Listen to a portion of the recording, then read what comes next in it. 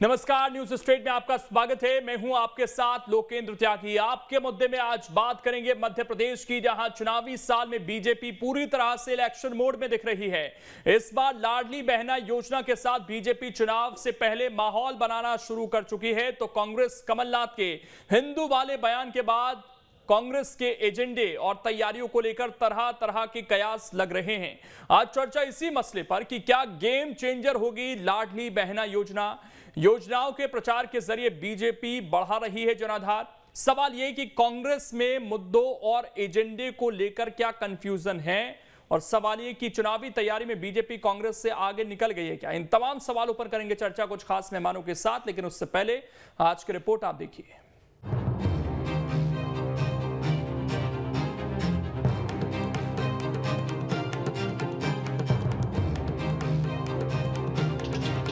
जी हां, मुख्यमंत्री शिवराज सिंह चौहान और उनकी बीजेपी पूरी तरह चुनावी मोड में है। विधानसभा चुनाव को अब करीब 6 महीने रह गए हैं। ऐसे में अब बीजेपी जनहितैषी योजनाओं पर फोकस कर ज्यादा से ज्यादा मतदाताओं तक अपनी पहुंच बढ़ा रही है। और इस चुनावी साल में सबसे ज्यादा चर्चा लाडली बहना योजना की हो रही है। लाडली बहना योजना की बात करें तो एक महीने में 1,25,33,145 आवेदन आ गए हैं। योजना के लिए 25 मार्च से 30 अप्रैल तक आवेदन लिए गए।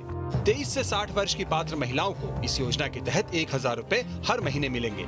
करीब 1 करोड़ पात्र महिलाओं को 10 जून तक पहली किस्त मिल जाएगी। नवंबर में चुनाव से पहले 5वीं किस्त यानी 5,000 रुपए मिल चुके होंगे।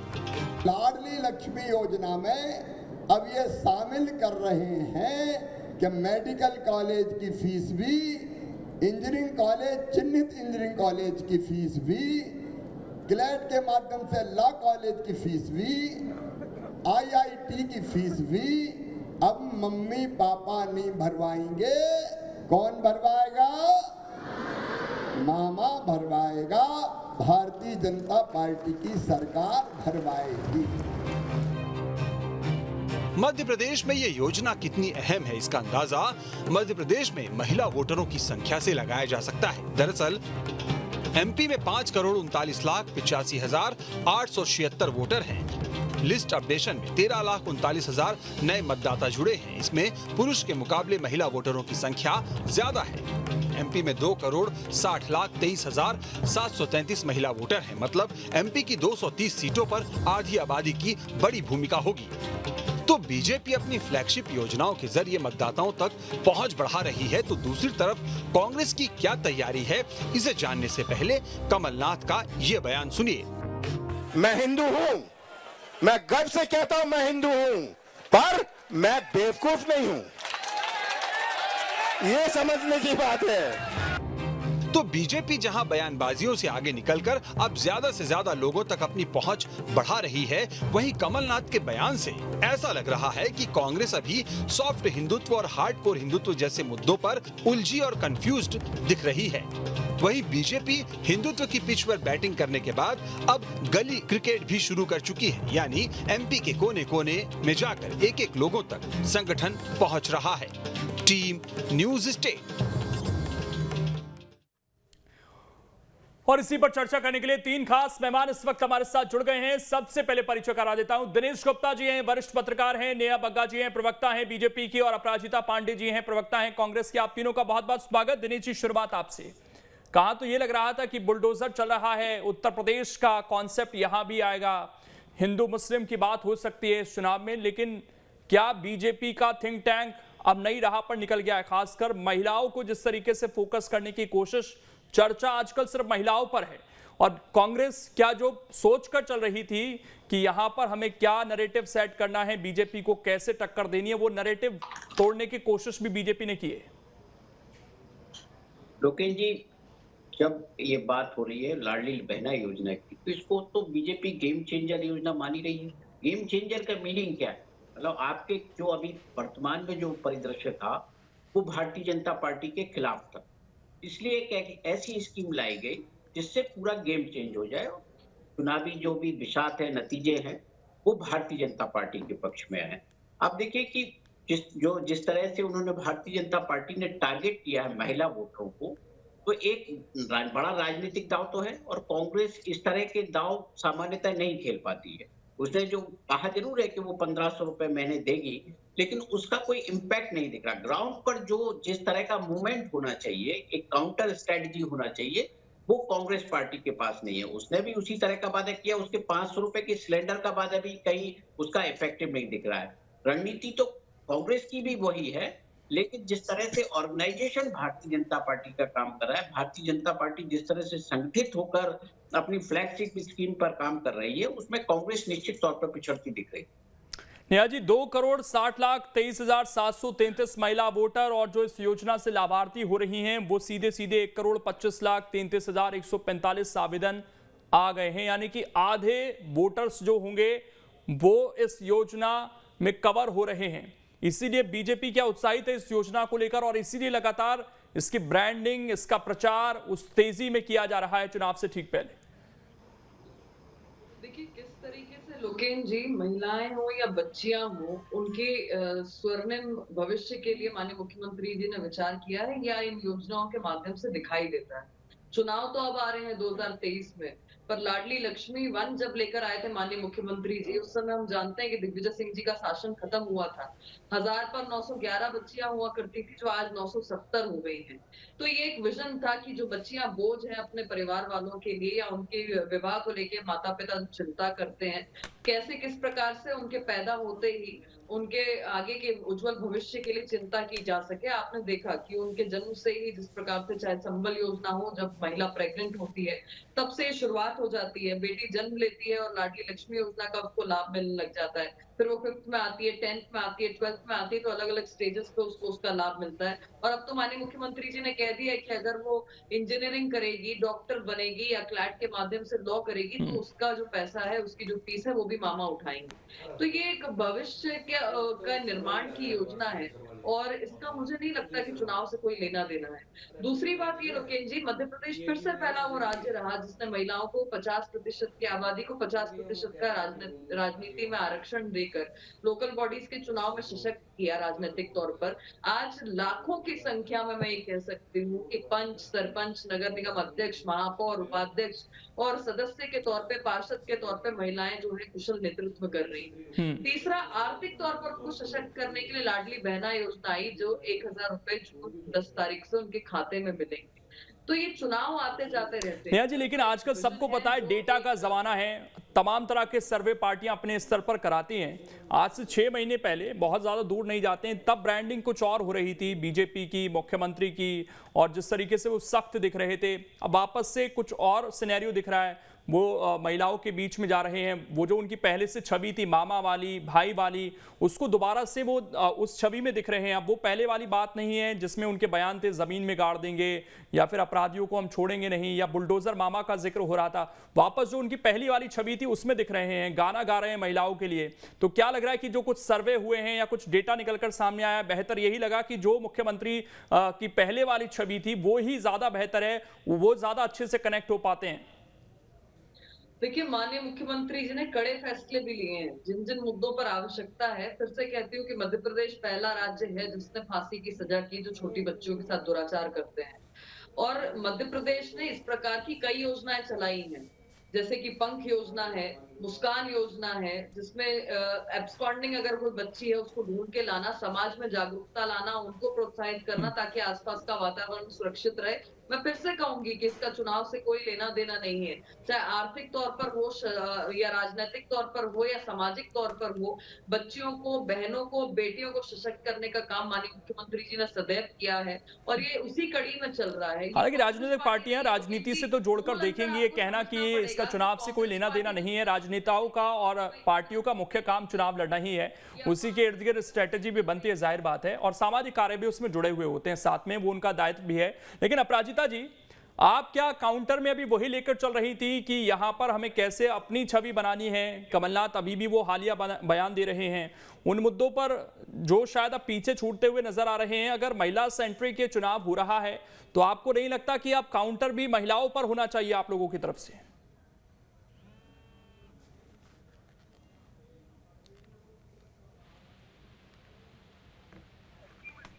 जनता बहुत बुद्धिमान थी, समझदार है, कमलनाथ जी की विजन। अपराजिता जी, मैं 1 मिनट आ रहा हूं, आपके पास थोड़ा ऑडियो में प्रॉब्लम है, उसको ठीक कराते हैं, फिर मैं लौट रहा हूं। दिनेश गुप्ता जी, जो सवाल मैंने पूछा नेहा जी से कि ब्रांडिंग अब कुछ और तरह की है, ये ब्रांडिंग अगर बदली है लास्ट 6 मंथ में, अब दोबारा से मुख्यमंत्री अपनी जो पहली वाली छवि थी, शायद जो उनका असल छवि भी है, उसमें अगर वो लौट रहे हैं, तो क्या ये किसी सर्वे का असर हो सकता है, कुछ डेटा का असर हो सकता है, कुछ आंतरिक सूचनाएं मिल सकती हैं इस तरह की? क्योंकि बहुत सारी खबरें तमाम छप रही हैं मीडिया में और ये पता चल रहा है कि जो सर्वे है वो ये बता रहा है कि ये योजना वाकई गेम चेंजर है और अब इसी को जितना भुनाया जा सकता है भुनाया जाए। ये देखिए, ये बिल्कुल आखिरी एक कोशिश है कि संजीवनी भी कह सकते हैं, हो सकता है कि चुनाव में संजीवनी का भी काम करे, क्योंकि 2018 के जो चुनाव नतीजे थे वो इसी चेहरे पर लड़े गए थे और चुनाव नतीजे जो है पार्टी के खिलाफ आए। तो अब यदि 23 में आपको इसी चेहरे के साथ जाना है तो कुछ आपको कॉस्मेटिक तो यूज करना ही पड़ेगा, चाहे वो आप फ्लैगशिप स्कीम का करें या कोई भी किसी भी तरह का करें। और सबसे अच्छा होता है कि आप एक वर्ग को जो है आप कहीं ना कहीं खुश करने की कोशिश करो। जो कैश स्कीम होती है जिनमें आप नगद देते हैं वो ज्यादा वोटर को अट्रैक्ट करती है। ये तो मतलब हमने कई मौकों पर देखा है, साउथ इंडिया में तो ये ज्यादा होता है, क्योंकि ये जब आप दे रहे हैं कि 1000 रुपए नगद दिए जाएंगे और फिर अब जब चुनाव के वक्त हम क्या सुनेंगे, यदि भारतीय जनता पार्टी चली गई तो ये 1000 रुपए बंद हो जाएगा। तो ये एक कहीं ना कहीं से ये किस तरह से वोटर पर इफेक्ट डालने की भी कोशिश है तो ये सर्वे का ही नतीजा। अन्यथा क्या होता, आप जो चले आ रहे थे, जो स्कीम जो चली आ रही थी, जो छवि चली आ रही थी, कोई नया चेहरा नहीं है मुख्यमंत्री का, वो खुद के चेहरे पर अपनी पुरानी स्कीम लाडली लक्ष्मी के जरिए ही भी चुनाव लड़ सकते थे। नया लाने की जरूरत इसलिए पड़ी है कि कहीं ना कहीं लोगों को लग रहा है कि अब जो एक और जो परिवर्तन होना चाहिए वो सरकार में, वो परिवर्तन के लिए शायद लोग उत्सुक दिख रहे थे, इसलिए ये जो स्कीम है वो उसी का नतीजा है। अपराजिता जी वापस कनेक्ट हो गए, बोलिए अपराजिता जी। जी, अब आपको मेरी आवाज आ रही है? जी बिल्कुल आ रही, बोलिए। जी, देखिए 2018 में भी मध्य प्रदेश की जनता के सामने बहुत लुभावने वादे किए थे, खोखले प्रॉमिसेस किए गए थे, बट मध्य प्रदेश की जनता बहुत समझदार है। पहले भी उसने कमलनाथ जी के विजन को चुना था, कांग्रेस पार्टी को चुना था। अभी आप रिकैप देखेंगे, इस बार भी कमलनाथ जी के विजन और कांग्रेस पार्टी की सरकार को चुनेगी। भारतीय जनता पार्टी बहुत बड़ी बड़ी बातें कहती है और फिर कहती है कि हम ये सब इसलिए नहीं कर रहे क्योंकि ये चुनावी साल है। मैं आपको ये बता दूं, ये सब खोखले प्रॉमिसेस, खोखली घोषणाएं चुनावी साल है इसीलिए किए जा रहे, तभी आपको बार बार कहना पड़ता है कि ये चुनावी साल के लिए हम नहीं कर रहे। मध्य प्रदेश एकमात्र इंडिया में, भारत में ऐसा राज्य है जो 4 साल लगातार महिला अपराध में नंबर 1 प्रथम स्थान पर है। ये सौगात है आपकी महिलाओं को। अभी हम बात कर रहे थे कि महिलाओं को आरक्षण देना, महिलाओं को सबसे पहले चुनाव में आरक्षण राजीव गांधी जी ने दिया था, पंचायत राज में इसका इंट्रोडक्शन हुआ था। ये है कांग्रेस पार्टी की नीति और नियत महिलाओं के प्रति। हम बड़ी बड़ी बातें करते हैं, मैं तो एक स्पष्ट सवाल पूछना चाहती हूं भारतीय जनता पार्टी से। आप महिलाओं की बातें करते हैं, अभी आपकी पूरी मेजॉरिटी है पार्लियामेंट में, अभी तक विमेन्स रिजर्वेशन बिल अटका पड़ा हुआ है, पास नहीं हुआ। ये आपका प्रतिबद्धता महिलाओं की तरफ। प्रेसिडेंट ऑफ इंडिया हो गए, स्पीकर ऑफ लोकसभा हो गए, हिना कांवरे जी मध्य प्रदेश विधानसभा में उपाध्यक्ष हो गई। आप महिलाओं के बारे में ऐसा क्या नया बता रहे हैं जो कांग्रेस पार्टी सालों पहले निरंतर कर नहीं चुकी है? अब हम लाडली बहना योजना पर आते हैं, उसमें क्या है? उसमें आज ही सीएजी की रिपोर्ट, आज ही सीएजी ने पूछा है कि आप हमें अपना कैश फ्लो इनफ्लो दिखाइए कि कैसे आप 8000 स्टाइपेंड युवाओं को देंगे और कैसे आप 1000 रुपए प्रति महीना महिलाओं को देंगे, क्योंकि आपके पास तो पैसा ही नहीं है। आज राज्य सरकार इस प्रकार कर्ज में डूबी हुई है कि ब्याज को चुकाने के लिए हमें और कर्ज लेना पड़ रहा है। हम और आप नेहा जी और हर मध्य प्रदेश का नागरिक आज 51,000 कर्जे में डूबा हुआ है, तो आप ये योजनाओं का सफल क्रियान्वयन कैसे कर पाएंगे?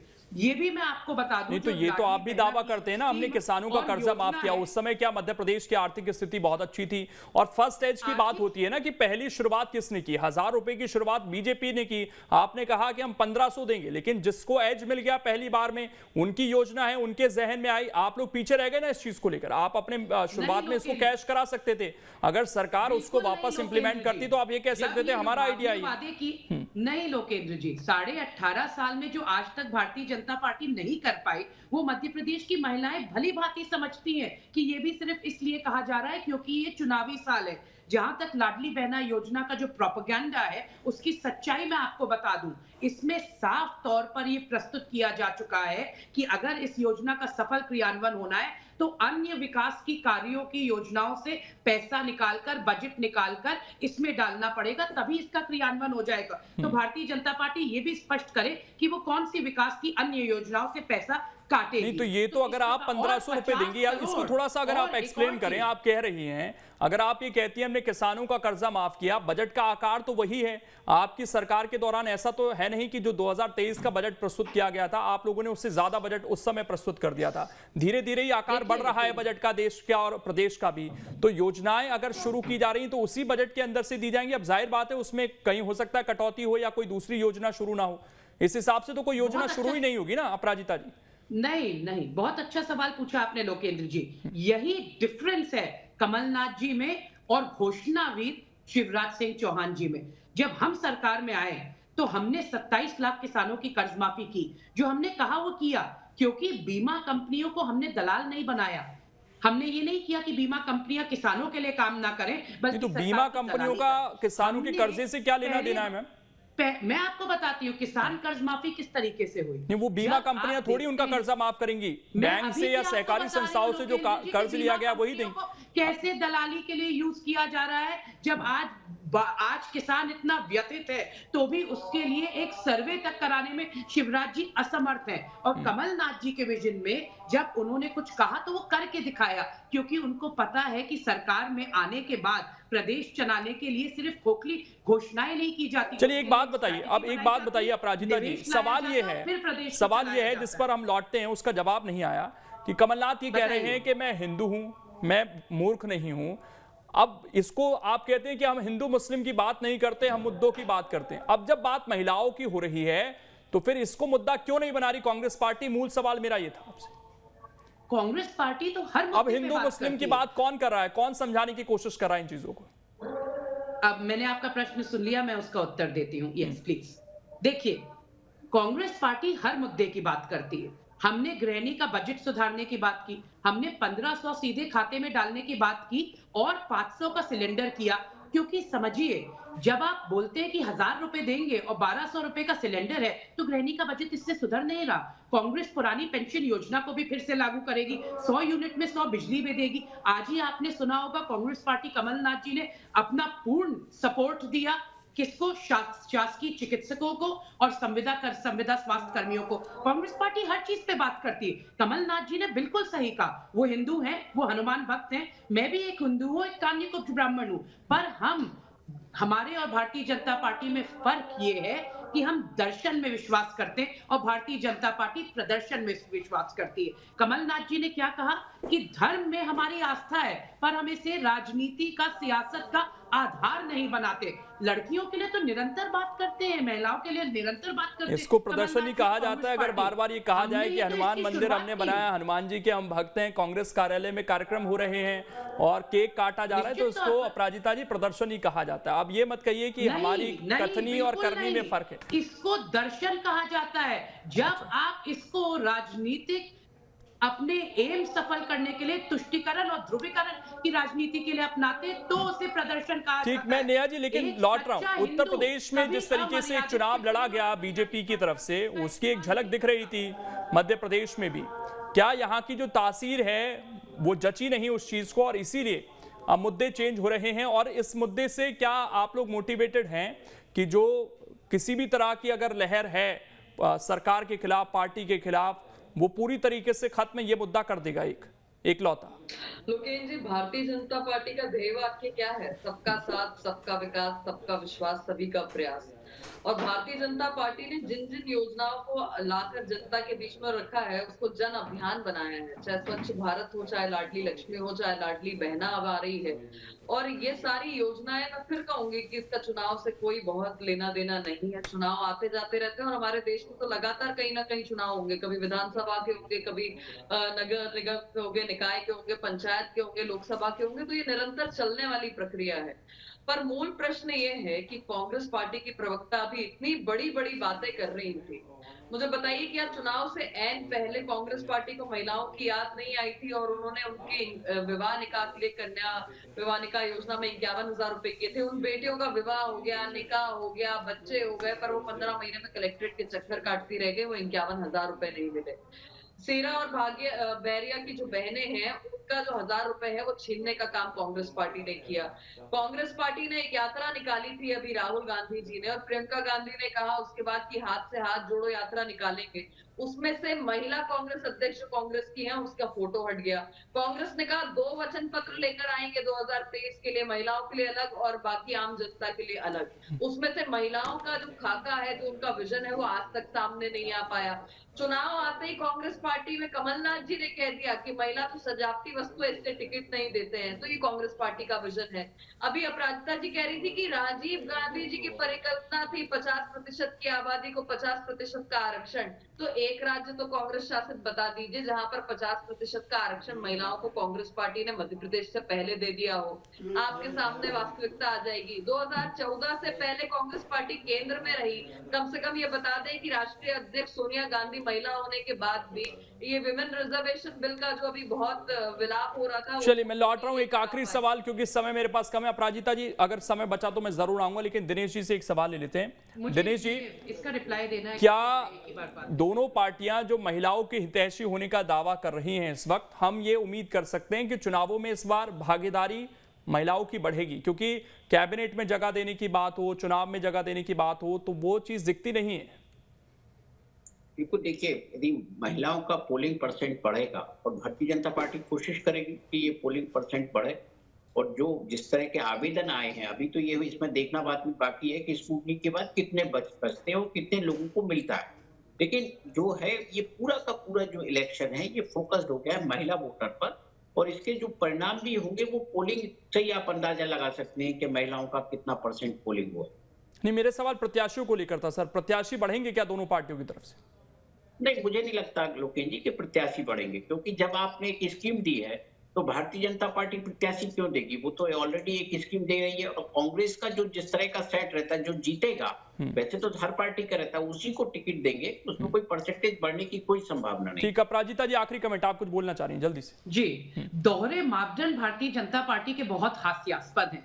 देखिए, आरक्षण तो हम ही ने शुरू किया, जो पंचायत राज इंस्टीट्यूशंस का मैंने आपको बताया वो चल निकला, तो अब आप श्रेय लेने के लिए आगे मत आइए। आपकी हर चीज चुनाव से ही लिंक्ड होती है और वोट बैंक पॉलिटिक्स ही होती है, ये सब जानते हैं। अभी सीएम कन्यादान योजना की बात हो रही थी, तो नेहा जी तो वाकिफ होंगी, सब जानते हैं कि ढिंडोरी में क्या हुआ, किस प्रकार से हर एक महिला का अपमान हुआ जिसको वर्जिनिटी टेस्ट देने पर आपने मजबूर किया। ये है आपका महिलाओं के। चलिए, इस समय इतना ही है, इसलिए रोक रहा हूं। अपराजिता जी, बहुत बहुत शुक्रिया आप सभी का जुड़ने के लिए और इस चर्चा का हिस्सा बनने के लिए। तो